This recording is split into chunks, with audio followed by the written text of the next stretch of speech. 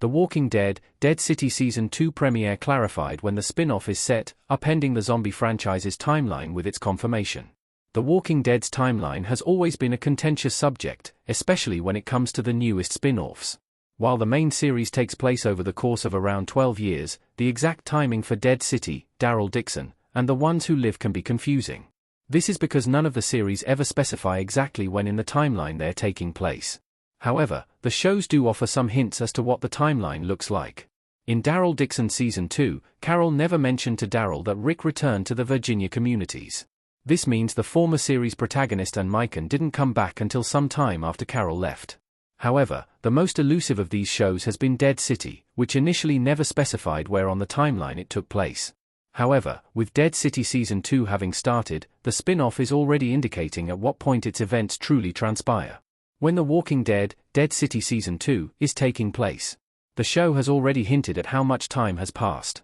Jeffrey Dean Morgan as Negan wearing a smug smile in The Walking Dead Dead City Season 2 Episode 1. Although it was never specified in Season 1, Dead City's characters had already indicated the estimated timeframe for when the series takes place. In Season 1, Episode 3, Negan hinted at the series timeline, saying that he had been the leader of the Saviors 15 years ago. Because of the original series time jumps, Negan's defeat and the series finale take place approximately 10 years between each other. This means Dead City has a significant gap between when Negan leaves the Virginia communities and when Maggie brings him to Manhattan. While the series itself doesn't specify how big a time jump there's been some more substantial hints behind the scenes. Speaking with Ouch! Magazine in June 2023, Maggie actor Lauren Cohen stated Dead City takes place between 5 and 6 years after the Walking Dead series finale. This lines up with Negan's comments about 15 years having passed since he was leader of the Saviors, while also explaining why Herschel looks so much older than he was during the original series. When exactly the series takes place, though, was seemingly clarified in the Season 2 premiere. The Walking Dead, Dead City is the furthest ahead in the franchise's timeline. Season 2, Episode 1 confirmed how much time has passed in the zombie apocalypse. Although Cohen's statement and Negan's observation indicated the New York City-based spin-off takes place at the farthest point in the timeline, Dead City's Season 2 premiere finally confirmed this to be the case. In a scene taking place outside of the bricks, it's confirmed the settlement is part of the New Babylon Federation, having been founded during 17 PDI. While it's never directly acknowledged what PDI means in the Walking Dead universe, it appears to be a time measurement for after the zombie apocalypse began. If that's the case, then it means the bricks was either established or became part of New Babylon 17 years after the apocalypse began. This would put its foundation date right around 15 years after Negan was dethroned as leader of the Saviors. However, with a months-long time jump also taking place between Seasons 1 and 2, this means the time jump could be even bigger.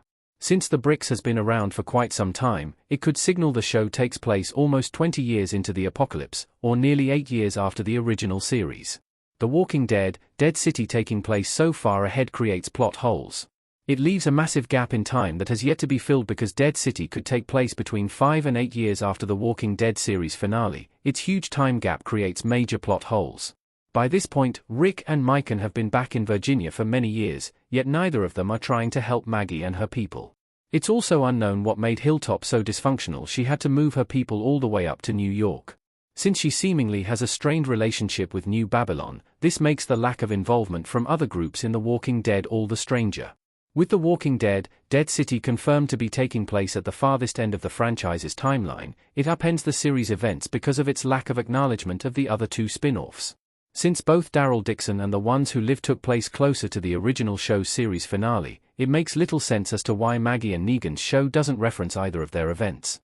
Hopefully the spin-off can explore this issue in future episodes, further emphasizing why Maggie is on her own despite the allies she has back in Virginia.